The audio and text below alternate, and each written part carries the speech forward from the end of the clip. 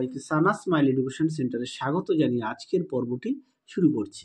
আজকে তোমাদের জন্য নিয়ে চলে এসেছি তোমরা যারা 2024 সালে মাধ্যমিকের ফার্স্ট ইউনিট টেস্ট পরীক্ষা দেবে তোমাদের জন্য রায় ও মার্টিন প্রশ্নবিচিত্র থেকে আজকে সমাধান করে দেখাবো ভূগোল বিষয়ে মডেল 12 এর যে সমস্ত ছোট ও বড় প্রশ্নগুলো আছে সমস্ত প্রশ্নের উত্তর সমাধান করে দেখাবো।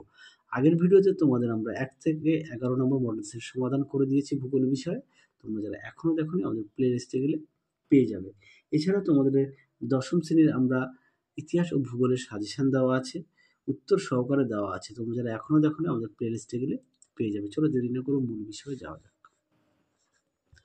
প্রথমে দেখো কি আছে, এক দাগে একটু দেখে নাও উত্তরগুলো। চলো আমি বলছি। শিব বালিয়ারির মধ্যবর্তী করিডোরগুলিকে বলা হয় গাছি, অপশন খ। পরবর্তী প্রশ্ন দেখো কি আছে, হিমবাহ বাহিত নুড়ি, বালি, কাকর, কাদা ইত্যাদি জলস্রোতের দ্বারা পরিবাহিত ও সঞ্চিত হয়ে আঁকাবাঁকা শৈলশিরার মতো যে ভূমিরূপ সৃষ্টি হয় তাকে বলে ইস্কার, অপশন খ উত্তর। পরবর্তী প্রশ্ন দেখো, শিলাময় মরুভূমিকে সাহারায় বলে হামাদা, অপশন গ। পরবর্তী প্রশ্ন দেখো, দুটি নদী গোষ্ঠীকে যে উচ্চভূমি পৃথক করে তা হলো, এটা উত্তর হবে অপশন ঘ, জলবিভাজিকা। পরবর্তী প্রশ্ন দেখো, ভারতের অবস্থিত হিমালয়ের সর্বোচ্চ শৃঙ্গ হলো, এটা উত্তর হবে অপশন গ, কাঞ্চনজঙ্ঘা। পরবর্তী প্রশ্ন দেখো 6 দাগের, আরাবল্লী পর্বতের পশ্চিম অংশের ছোট ছোট নদী বিধৌত উর্বর প্লাবন অঞ্চল হলো, এটা উত্তর হবে অপশন ঘ, রোহি। পরবর্তী প্রশ্ন দেখো কি আছে, চেরি ব্লজম দেখা যায়, এটা উত্তর হবে অপশন গ, কর্ণাটকে। পরবর্তী প্রশ্ন দেখো 8 দাগের, মৌসুমী বিস্ফোরণ দেখা যায়, এটা উত্তর হবে অপশন খ, করমণ্ডল উপকূলে। পরবর্তী প্রশ্ন দেখো কি আছে, বিভাগ ক্ষয়ে কি আছে, শুদ্ধ ও অশুদ্ধ লেখো। প্রথমটা আছে কি, এক দেখেন, ইনসেলবাজ ক্ষয়প্রাপ্ত হয়ে গোলাকার মাথা বিশিষ্ট ঢিবিতে পরিণত হলে তাকে ক্যাসেল কোপিস বলে, এটা সম্পূর্ণ সঠিক। পরবর্তী প্রশ্ন দেখো কি আছে, দক্ষিণ ভারতের সর্বোচ্চ শৃঙ্গ দোদাবেতে, এটা সম্পূর্ণ ভুল, সঠিক উত্তর হবে আনাই মুদি। চলো পরবর্তী প্রশ্ন দেখো।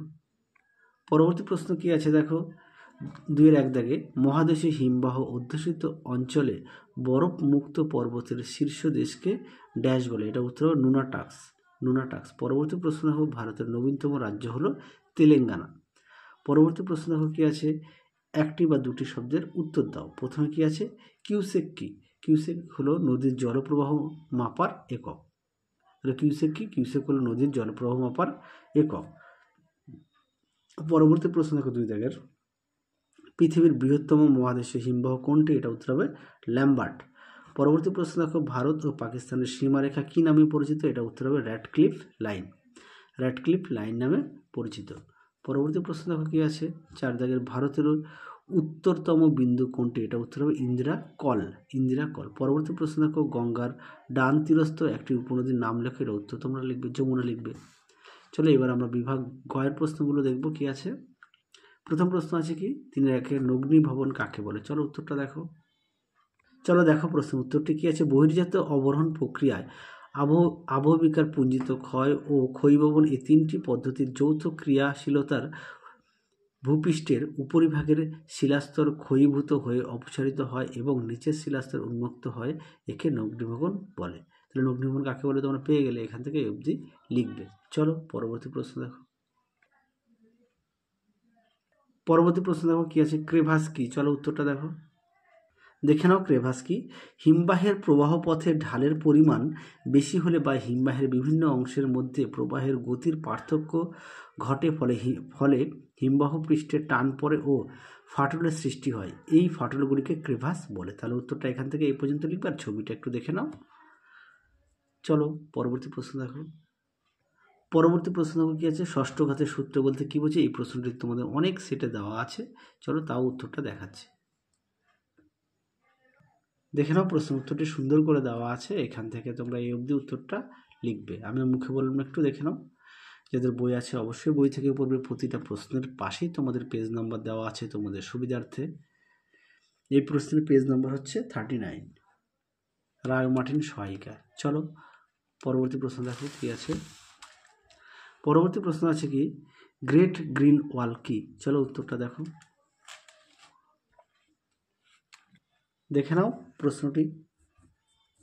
দক্ষিণ প্রান্তে সাহারা মরুভূমির প্রসার রোধ করার জন্য পশ্চিমে সেনেগাল থেকে পূর্বে জিবুতি পর্যন্ত 11টি দেশের উপর দিয়ে প্রায় 7,775 কিমি দীর্ঘ ও 15 কিমি প্রশস্ত গাছের প্রাচীর গড়ে তোলা হয়েছে।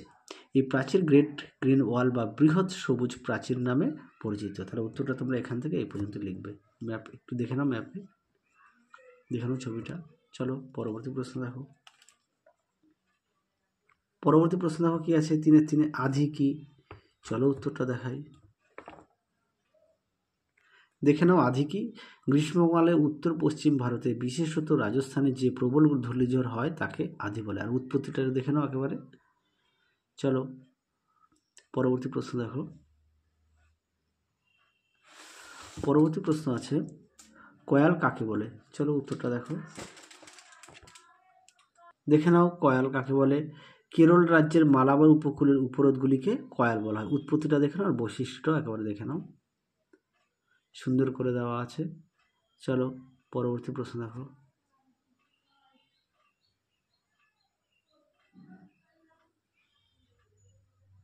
পরবর্তী প্রশ্ন দেখো কি আছে, ভারতের রাজ্য পুনর্গঠনের ক্ষেত্রে কোন কোন বিষয়গুলিকে ভিত্তি করে রাজ্য পুনর্গঠন করা হয়েছে? উত্তরটা দেখো। দেখে নাও প্রশ্নটি, তার উত্তরটা দেখে নাও। বিভিন্ন সময় ভারতের রাজ্যগুলি পুনর্গঠনের জন্য 5টি বিষয়ের উপর গুরুত্ব দেওয়া হয়েছিল। একটা হচ্ছে ভাষা, 2 নম্বর হচ্ছে সাংস্কৃতিক ও ভৌগোলিক ঐক্য, 3 নম্বর হচ্ছে প্রশাসনিক ও উন্নয়ন পরিকল্পনার সুবিধা, 4 নম্বর হচ্ছে অর্থনৈতিক স্থিতিশীলতা, 5 নম্বর হচ্ছে প্রাকৃতিক ও ভৌগোলিক সাদৃশ্য। এই 5টি বিষয়ের মধ্যে ভাষার গুরুত্ব ছিল সবচেয়ে বেশি। কোনটার? ভাষার। তাহলে উত্তরটা তোমরা দেখে নিয়েছো, তোমরা উত্তরটা এখান থেকে এই অবধি লিখবে। চলো পরবর্তী প্রশ্ন দেখো। পরবর্তী প্রশ্ন আছে কি, ভাবর কাকে বলে? চলো উত্তরটা দেখাই। দেখে নাও ভাবর, এখানে সুন্দর করে দেওয়া আছে। ভাবর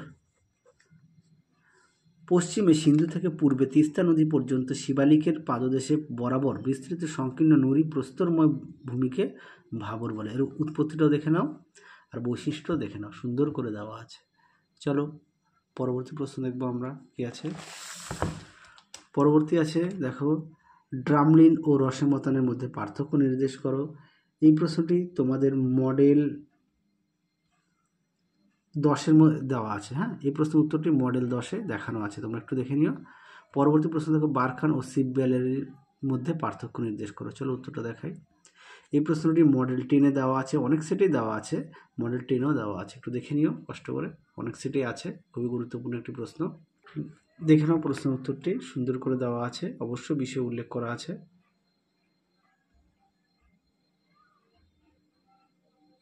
পরবর্তী প্রশ্ন দেখো কি আছে, উত্তর ভারতে খালের মাধ্যমে সেচ ব্যবস্থা অধিক প্রচলিত কেন? উত্তরটা দেখো। দেখে নাও প্রশ্ন উত্তরটি, সুন্দর করে পয়েন্ট দেওয়া আছে, এখান থেকে এই অবধি লিখবে।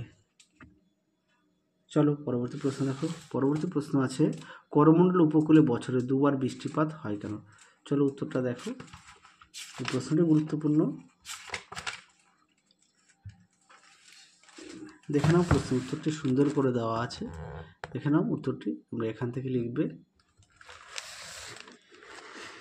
দেখে নাও পয়েন্ট দেওয়া আছে সুন্দর করে, এই পর্যন্ত উত্তরটা লিখবে। এই প্রশ্নটি তোমাদের অনেক সেটে দেওয়া আছে।